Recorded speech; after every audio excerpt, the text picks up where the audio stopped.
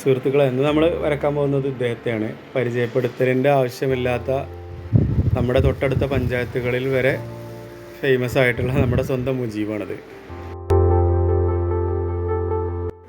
5 വർഷത്തിലധികമായി അദ്ദേഹം ജനശബ്ദം ടൂർ എന്ന മീഡിയയിൽ സജീവമാണ്.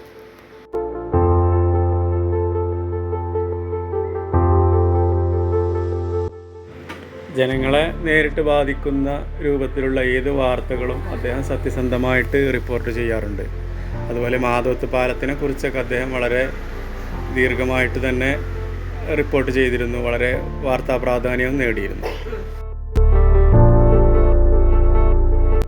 10 വർഷത്തോളം അദ്ദേഹം ഒരു ആംബുലൻസ് ഡ്രൈവർ കൂടിയായിരുന്നു. എല്ലാവർക്കും തൂരിലെ ഏതൊരാൾക്കും അറിയാവുന്ന കാര്യങ്ങളാണ് അതൊക്കെ.